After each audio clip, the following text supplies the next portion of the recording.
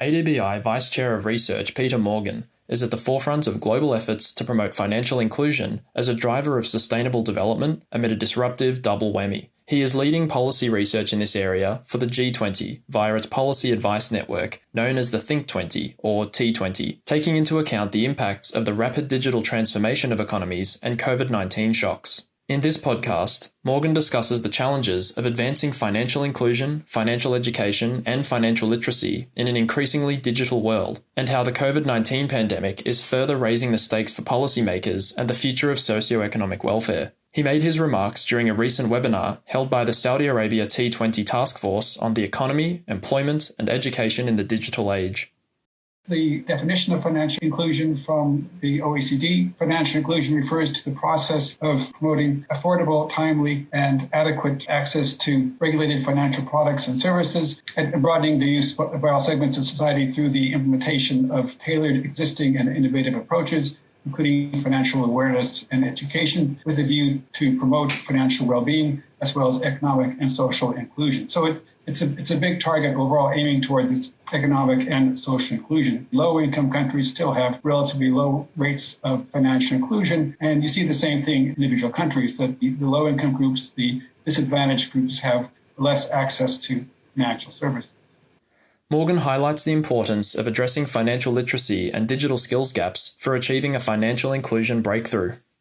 Going on to financial literacy, it's multidimensional, and it reflects not only knowledge, but also skills, attitudes, and actual behavior. And it's recognized as being very important for individuals and firms to enable them to take full advantage of improved financial access. So we have financial technology, which is a new breed of firms that specialize in providing financial services, primarily through technologically enabled mobile and online platforms. So different from early generations of finance-related technology, which focused on providing services to financial firms, this instead, they provide services directly to consumers.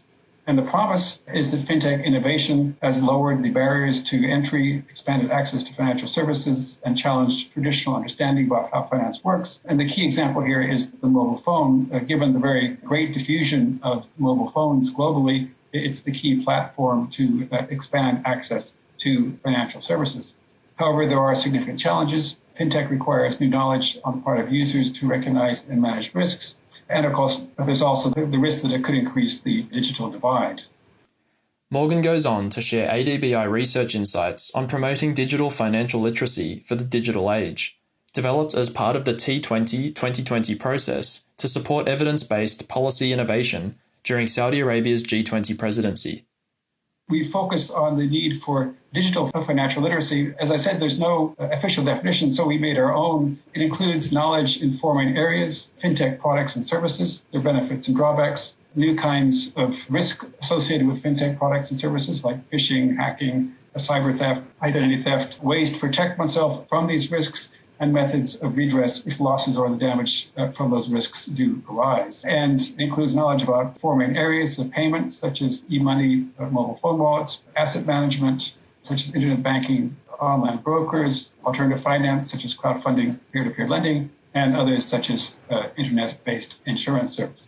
And we've been doing survey work to identify where the gaps are. And so this is a result of some work that we've done in China and Vietnam. Interestingly, the gaps between men and women in terms of fintech awareness and use are not so great, but we do see very significant gaps, for example, between urban and rural residents and between those people with higher incomes and those people who have less income. So these gaps are quite significant. The need for improved digital financial literacy is becoming even more critical due to the COVID-19 crisis. Morgan explains.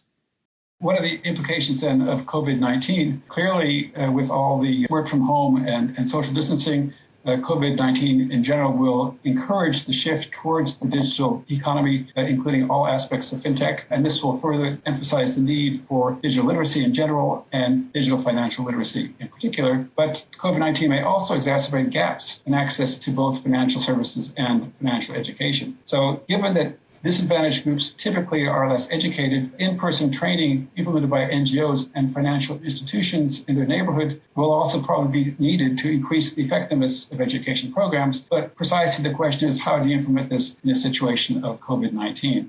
I think this is really the major challenge that COVID-19 poses in terms of potentially increasing these gaps. Morgan concludes by offering policy recommendations for strengthening digital financial education in the face of the pandemic, while noting the urgency of continued research to foster greater inclusion within the sector. Our policy recommendations are to develop and implement tools to measure digital financial literacy, since it's a new concept, to then develop digital financial education strategies and programs. And one of our suggestions is that the G20 should establish guidelines for the inclusion of fintech and big tech companies in national financial education strategies and promote recommendations that fintech and big tech firms be required to provide a certain level of digital financial education to their customers, especially the disadvantaged groups. And G20 member countries should also develop guidelines for coordinated online and offline models to be included in national financial education strategies. But this again bumps up against the challenge posed by COVID-19, and we're still trying to develop ideas to address this particular challenge. This has been Asia's Developing Future, brought to you by the Asian Development Bank Institute in Tokyo. See the show notes for the transcript and related material. For more information about us, please visit adbi.org.